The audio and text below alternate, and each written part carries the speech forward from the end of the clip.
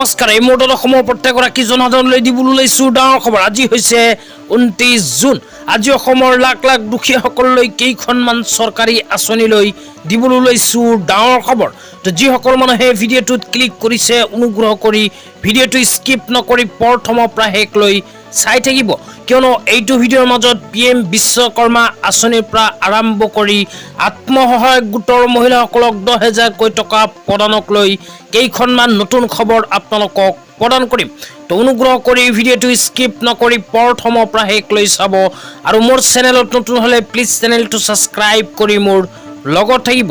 তো বলক ভিডিঅ'টো আৰম্ভ কৰি আজি প্ৰথমটো খবৰৰ বিষয়ে বিস্তাৰিত জানি লওঁ। তো আজি প্ৰথমটো খবৰ এতিয়া আপোনালোকক পোনপটীয়াকৈ জনাই আছোঁ, অনুগ্ৰহ কৰি ভিডিঅ'টো স্কিপ নকৰি চাই থাকিব। তো ভাৰত চৰকাৰে নতুনকৈ ঘোষণা কৰিছে এখন বিশেষ আঁচনি। তো এইখন আঁচনিৰ জৰিয়তে কিন্তু পোনপটীয়াকৈ 15,000কৈ টকা আপোনালোকৰ বেংক একাউণ্টত লাভ কৰিব পাৰিব।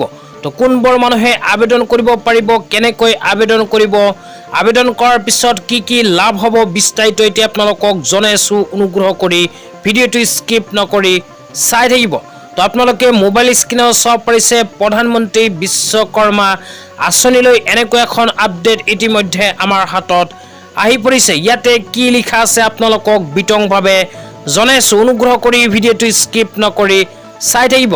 তো ইয়াতে আঁচনিখনৰ বিষয়ে প্ৰথমে লিখা আছে কেন্দ্ৰীয় চৰকাৰৰ 13,000 কোটি টকাৰ অভিলাষী প্ৰকল্প। তো কেন্দ্ৰ চৰকাৰে কিন্তু 13,000 কোটি টকা আবণ্টন দিছে এইখন আঁচনিৰ বাবে। তাৰপিছত কোৱা হৈছে নিকটৱৰ্তী ৰাজহুৱা সেৱা কেন্দ্ৰত গৈ কৰিব পাৰিব আবেদন। তো আপোনালোকে যদি আঁচনিখনত আবেদন কৰিব বিচাৰে তেন্তে আপোনালোকৰ নিকটৱৰ্তী ৰাজহুৱা সেৱা কেন্দ্ৰত গৈ আবেদন কৰিব। তাৰপিছত 2 নম্বৰত কোৱা হৈছে হিতাধিকাৰীসকলক প্ৰধানমন্ত্ৰী বিশ্বকৰ্মা প্ৰমাণ পত্ৰ আৰু পৰিচয় পত্ৰ প্ৰদান কৰিব এইখন আঁচনিৰ জৰিয়তে। 4 নম্বৰত কোৱা হৈছে দক্ষতা বিকাশ আৰু প্ৰশিক্ষণ। এইখন আঁচনিৰ জৰিয়তে দক্ষতা বিকাশ আৰু প্ৰশিক্ষণ প্ৰদান কৰিব। তাৰপিছত মেইন পইণ্টটো হ'ল ইয়াতে লিখা আছে যন্ত্ৰ পাতি ক্ৰয়ৰ ক্ষেত্ৰত 15,000কৈ টকাৰ উদগনি প্ৰদান কৰিব এইখন আঁচনিৰ জৰিয়তে। ইয়াৰ উপৰিও কিন্তু দুটা পৰ্যায়ত 3 লাখ টকা পৰ্যন্ত ঋণ লাভ কৰিব প্ৰধানমন্ত্ৰী বিশ্বকৰ্মা আঁচনিৰ অধীনত। তো কোনবোৰ মানুহে আবেদন কৰিব পাৰিব এতিয়া আপোনালোকক বিতংভাৱে জনাই আছোঁ, অনুগ্ৰহ কৰি ভিডিঅ'টো স্কিপ নকৰি চাই থাকিব। তো ইয়াতে লিখা আছে কাঠ মিস্ত্ৰী, নাও নিৰ্মাতা, শস্য নিৰ্মাতা, কুমাৰ হাতুৰী আৰু হাজুলি নিৰ্মাতা, তলা নিৰ্মাতা, সোণাৰী মৃৎশিল্পী, লগতে কোৱা হৈছে ভাস্কৰ্য শিল্পী, মুচি বা জোতা চেণ্ডেল নিৰ্মাতা, ৰাজমিস্ত্ৰী, ঝুৰি মেট ঝাৰু নিৰ্মাতা, ইয়াৰ লগতে আৰু কোৱা হৈছে জাল নিৰ্মাতা, পুতলা নিৰ্মাতা। তো এইবোৰ কামৰ লগত যিসকল মানুহে জড়িত হৈ আছে সেইসকলে কৰিব পাৰিব প্ৰধানমন্ত্ৰী বিশ্বকৰ্মা আঁচনিত আবেদন। তো আবেদন কৰাৰ পিছত যন্ত্ৰ পাতি ক্ৰয়ৰ বাবে কিন্তু 15,000কৈ টকা পোনপটীয়াকৈ লাভ কৰিব। তো আঁচনিখনৰ বিষয়ে যদি আৰু কিবা জানিব লগা আছে নিশ্চয় কমেণ্ট বক্সত কমেণ্ট কৰি জনাই দিব। তেতিয়া আপোনালোকক দিবলৈ লৈছোঁ আজি দ্বিতীয়টো খুবেই গুৰুত্বপূৰ্ণ খবৰ, অনুগ্ৰহ কৰি ভিডিঅ'টো স্কিপ নকৰি চাই থাকিব। তো অসম চৰকাৰে 2024-25 চনৰ বাজেটত এখন নতুন আঁচনি ঘোষণা কৰিছে। তো এইখন আঁচনিত যিসকলে আবেদন কৰিব পোনপটীয়াকৈ প্ৰতিমাহে 1,000 টকাৰ পৰা আৰম্ভ কৰি 2,500কৈ টকা লাভ কৰিব। তো ইয়াতে আপোনালোকে এখন নটিফিকেশ্যন চাব পাৰিছে, ইয়াতে একেবাৰে তলত লিখা চাব পাৰিছে 1 জুলাইৰ পৰা নিযুত মইনা আঁচনিৰ প্ৰপত্ৰ বিতৰণ কৰা হ'ব। তো 1 জুলাই তাৰিখৰ পৰা কিন্তু আবেদন ফৰ্ম প্ৰকাশ কৰিব অসম চৰকাৰে। তো মুখ্যমন্ত্ৰী নিযুত মইনা আঁচনিৰ জৰিয়তে কিন্তু 1,000 টকাৰ পৰা 2,500কৈ টকা বেংক একাউণ্টত লাভ কৰিব। তো কোনবোৰ মানুহে আবেদন কৰিব পাৰিব এতিয়া আপোনালোকক বিতংভাৱে জনাই আছোঁ, অনুগ্ৰহ কৰি ভিডিঅ'টো স্কিপ নকৰি চাই থাকিব।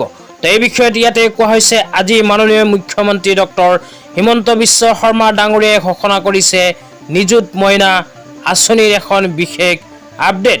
তো নিযুত মইনা আঁচনিৰ এখন বিশেষ আপডেট কিন্তু ইতিমধ্যে আমাৰ হাতত আহি পৰিছে। ইয়াতে 1 নম্বৰ পইণ্টতে কোৱা হৈছে যিসকলে একাদশ শ্ৰেণীত নামভৰ্তি কৰিব সেইসকল ছাত্ৰীয়ে কিন্তু 1000কৈ টকা প্ৰতিমাহে লাভ কৰিব। লগতে যিসকল ছাত্ৰীয়ে স্নাতকৰ প্ৰথম বৰ্ষত নামভৰ্তি কৰিব সেইসকল ছাত্ৰীয়ে প্ৰতি মাহত 1250 টকাকৈ লাভ কৰিব এইখন আঁচনিৰ জৰিয়তে। তাৰ পিছত 3 নম্বৰ পইণ্টত কোৱা হৈছে যিসকল স্নাতকোত্তৰ প্ৰথম বৰ্ষত নামভৰ্তি কৰিব সেইসকল ছাত্ৰীক প্ৰতি মাহে 2500কৈ টকা প্ৰদান কৰিব। তাৰ পিছত কোৱা হৈছে প্ৰতি মাহৰ 11 তাৰিখে একাউণ্টত সোমাই দিব এইখন আঁচনিৰ ধন। লগতে প্ৰথম কিস্তি আৰম্ভ কৰিব অসম চৰকাৰে অহা অক্টোবৰ মাহৰ 11 তাৰিখৰ পৰা। তো যিসকল ছাত্ৰীয়ে মুখ্যমন্ত্ৰী নিযুত মইনা আঁচনিত আবেদন কৰিব বিচাৰি আছে সেইসকল ছাত্ৰীৰ আবেদন ফৰ্ম অসম চৰকাৰে অহা 1 জুলাই তাৰিখে প্ৰকাশ কৰিব। তো 1 জুলাই তাৰিখে কিন্তু মুখ্যমন্ত্ৰী নিযুত মইনা আঁচনিৰ আবেদন আৰম্ভ হ'ব। তো আপোনালোকৰ ঘৰত যদি কলেজত পঢ়া ছাত্ৰী আছে তেন্তে নিশ্চয় চেনেলটো ছাবস্ক্ৰাইব কৰি মোৰ লগত থাকিব, কিয়নো যেতিয়াই মুখ্যমন্ত্ৰী নিযুত মইনা আঁচনিৰ ফৰ্ম প্ৰকাশ হ'ব লগে লগে আপোনালোকক ফৰ্ম কেনেকৈ ফিলআপ কৰিব লাগিব, ক'ত গৈ জমা দিব লাগিব বিস্তাৰিত ভিডিঅ' বনাই জনাই দিম। অনুগ্ৰহ কৰি চেনেলটো ছাবস্ক্ৰাইব কৰি মোৰ লগত থাকিব। তেতিয়া আপোনালোকক দিবলৈ লৈছোঁ আজি তৃতীয়টো খুবেই গুৰুত্বপূৰ্ণ খবৰ। অনুগ্ৰহ কৰি ভিডিঅ'টো স্কিপ নকৰি চাই থাকিব। তো আজি তৃতীয়টো গুৰুত্বপূৰ্ণ খবৰ হ'ল আত্মসহায়ক গোটৰ মহিলাসকলৰ বাবে। তো যিসকল আত্মসহায়ক গোটৰ মহিলাসকলে মুখ্যমন্ত্ৰী মহিলা উদ্যমিতা অভিযান আঁচনিৰ ফৰ্ম ফিলআপ কৰি জমা কৰিছে সেইসকল আত্মসহায়ক গোটৰ মহিলাসকলৰ ফৰ্ম ভেৰিফিকেশ্যনৰ কাম অসম চৰকাৰে ইতিমধ্যে আৰম্ভ কৰিছে। লাখ লাখ আত্মসহায়ক গোটৰ মহিলাসকলৰ মোবাইল নম্বৰত আহি গৈছে SMS। তো যিসকল মহিলাৰ মোবাইল নম্বৰত এতিয়ালৈকে SMS অহা নাই সেইসকল মহিলাই কি কৰিব এই বিষয়ত এতিয়া আপোনালোকক জনাই দিছোঁ, অনুগ্ৰহ কৰি চাই থাকিব। তো যিসকল মহিলাৰ মোবাইল নম্বৰত এতিয়ালৈকে ফৰ্ম ছাবমিটৰ SMS অহা নাই সেইসকল মহিলাই আৰু কেইদিনমান অপেক্ষা কৰিব লাগিব, কিয়নো চৰকাৰে যিহেতু কাম কৰি আছে বহু আত্মসহায়ক গোটৰ মহিলাসকলৰ SMS নহাৰ কাৰণ এইটোও হ'ব পাৰে যে সেইসকল মহিলাৰ ফৰ্ম তলত আছে সেইকাৰণে এতিয়ালৈকে সেই ফৰ্মবোৰৰ কাম হোৱা নাই। তো যেতিয়া সেই ফৰ্মবোৰৰ কাম হ'ব তেতিয়াই কিন্তু আপোনালোকৰ মোবাইলত আহি যাব SMS। সেইকাৰণে আপোনালোকক কৈছোঁ আপোনালোকে যদি ফৰ্ম ফিলআপ কৰাৰ সময়ত সকলোখিনি তথ্য সঠিক দিছে তেন্তে আপোনালোকৰ কোনো সমস্যা নাই। SMS নিশ্চয় আহি যাব আৰু 10,000কৈ টকা নিশ্চয় লাভ কৰিব। লগতে 10,000কৈ টকা কেতিয়া প্ৰদান কৰিব এই বিষয়ে চৰকাৰৰ ফালৰ পৰা কিন্তু এতিয়ালৈকে কোনো স্পষ্টীকৰণ দিয়া নাই। তো